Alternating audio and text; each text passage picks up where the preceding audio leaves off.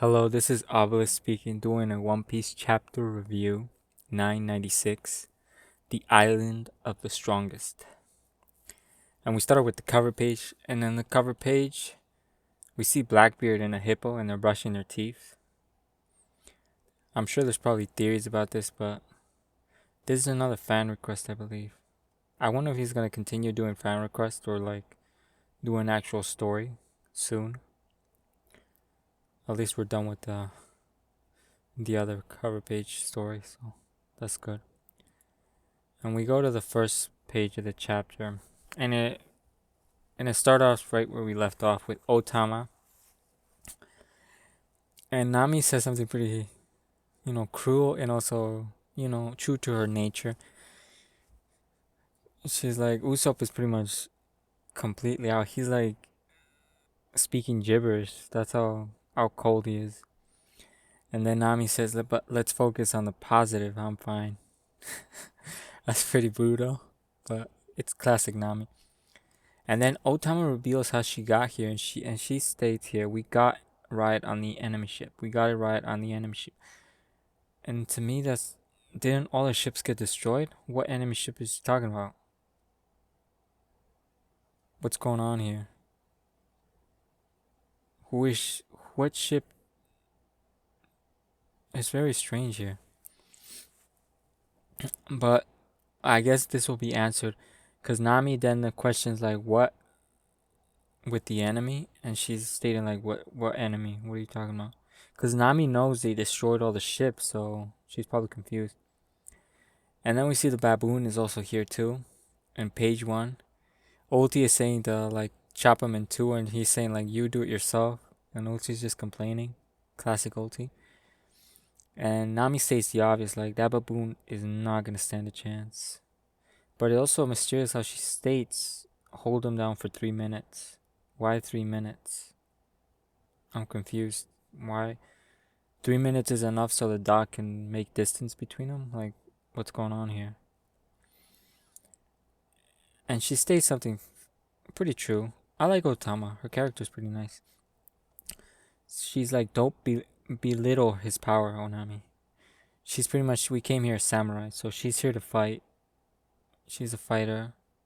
A super X factor because of her devil fruit, but we'll see where that goes. And then we move on to the next page. And we see it's back to Yamato. Oh, little broken Yamato here. And she is like completely destroying these dudes. She is not only defending, but still destroying. You see their shields completely breaking. And then they surround her and completely open fire on her. And this like does nothing. Like, this does like no damage. Like, she truly is the daughter of Kaido. Like, Jesus Christ. And Shinobu's like, you gotta leave me die. Like, what? Shinobu's like, and she's kind of right. But then she states something, well, Kozuki Oden would never do that. And she's right. Kozuki Oden would never leave Shinobu to die. So in that sense, she does embody Oden in a way, more than his son. So it's kind of says a lot about Momonosuke too. And Sasaki states like, yeah, you think you can defeat me while defending, and he finds that kind of insulting. And he's like, he clutches his sword, and we get to a controversial part here. And then we see when he pulls out his sword, and it doesn't look like an ordinary katana. So that's what I'm gonna say right now. And then Yamato says, Sasaki, huff huff, and she begins to transform. Her mouth, they all turn like into serrated teeth. And Sasaki gets shocked to what he's seeing. He gets shocked pretty much. My bad about that. But he gets shocked, and we think she's gonna transform, and she's about to use a devil fruit, or I don't know what's going on here. But there could be a lot of speculations to what's going on, and that's probably confirming my theory. I always kind of suspected she was a devil fruit because she had the cuffs on. Otherwise, they're pretty much useless. So it has to be a devil fruit, but I wonder what type. So then we go. This completely gets cut off because Frankie enters the scene, and Yamato is like, almost like pretty much doing a Luffy face here. Like she's surprised to see like a cyborg, I guess, a cyborg. So she's like, oh, and she knows even his bounty. So she's been studying the Luffy crew for a while, and this probably hints to like Yamato becoming part of the crew. And Hachi comes in with the swing and like swings down, breaks down, and then Yamato seems to have forgotten, like, oh yeah, oh that's right, there's an option. There's like an underground basement. Like Yamato seems to forgot. Like, doesn't she live here? Like Jesus Christ. And like Frank is confused to the whole situation. Like, are you guys getting rescued? What's going on? And like Shinobu says, no, we're being rescued. Then Yamato states like, yeah, Frankie, I leave things up to you. Luffy put me in charge of these two, and that's correct. That's almost like a captain's order. Like, you take care of Momonosuke and Shinobu. And that's what I'm gonna do. And Frankie doesn't seem to understand, but he says Super got it. Like, he's, in the moment Luffy's word names came out, like, yeah, I got it. But then Yamato does something pretty rad here. In order to thank Frankie, she says, I'm gonna take out this dude. And she just charges up an attack with her mace and launches like a almost like a projectile. Nari kubi ku kaburari. Nabi kuburari arrow. And she just like one shots a number. Like completely one shots him. And this has to be Ryo.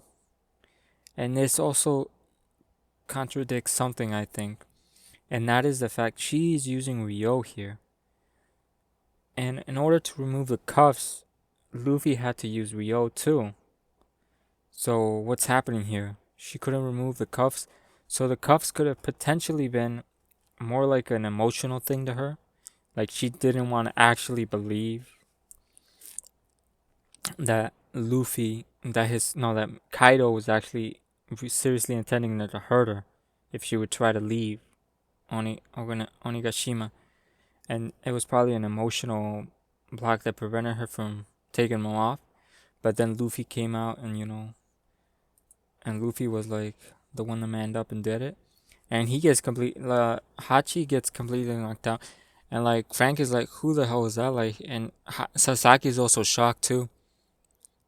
So she is one of the other characters that can one shot a number. And not, if you think about it, she's done it more superior than the others.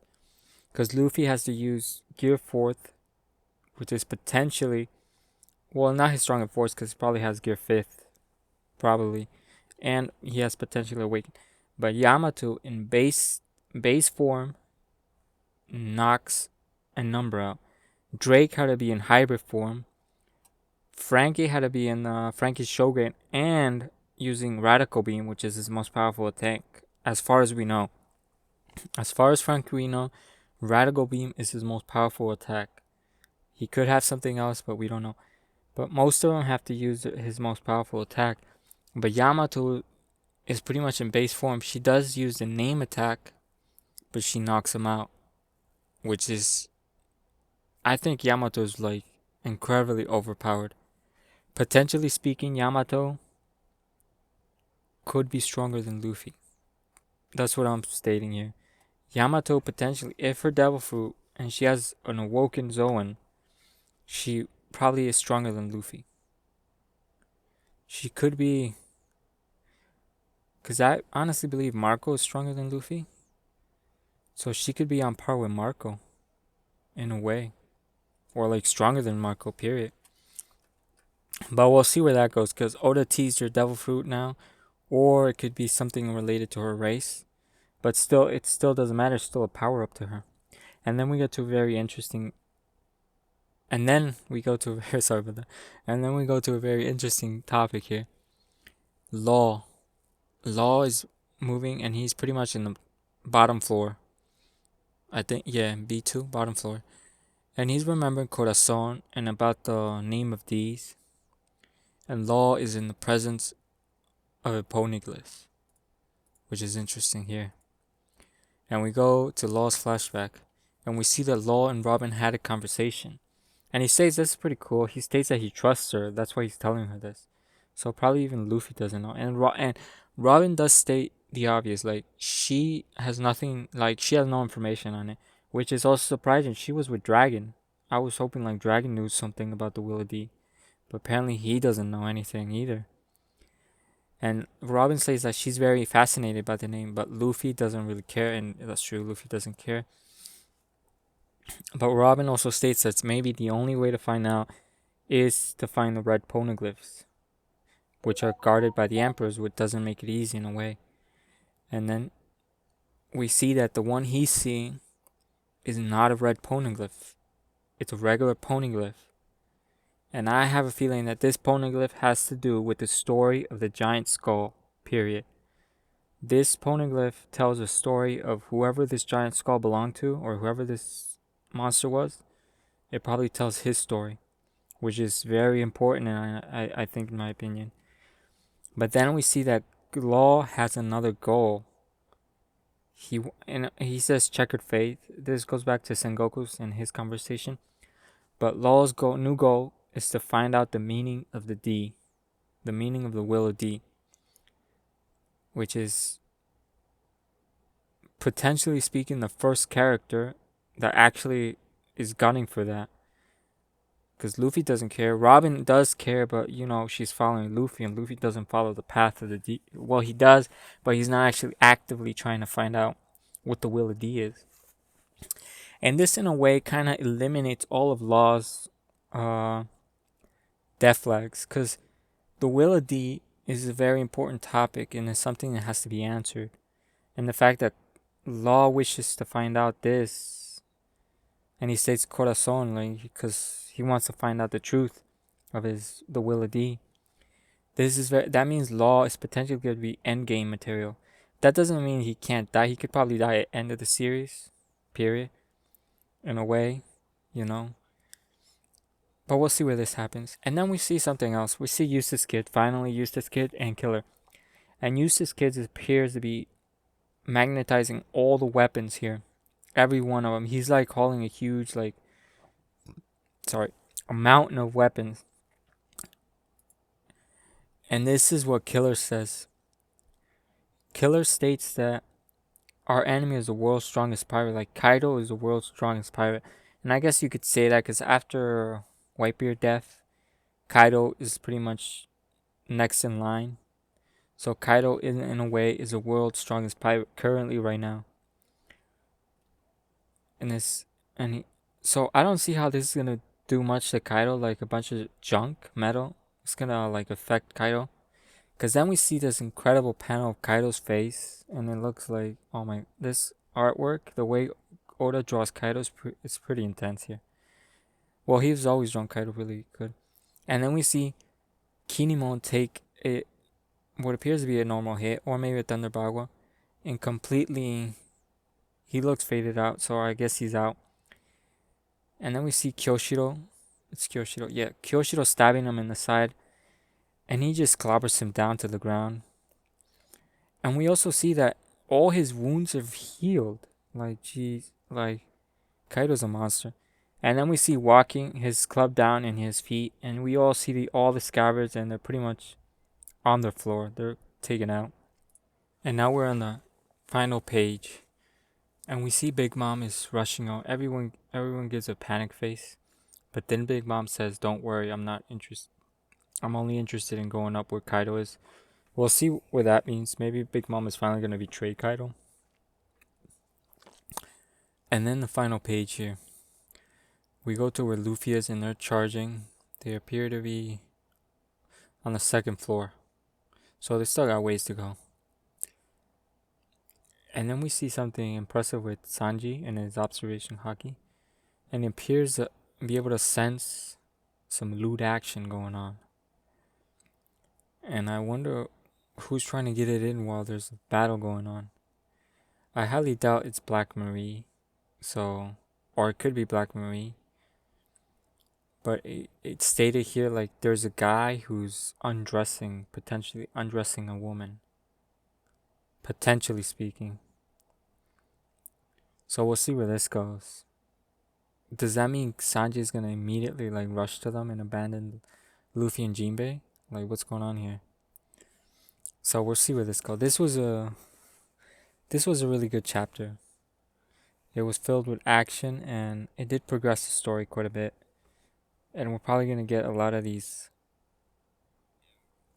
brief clashes between characters until Oda decides who's going to be fighting who in the final battles.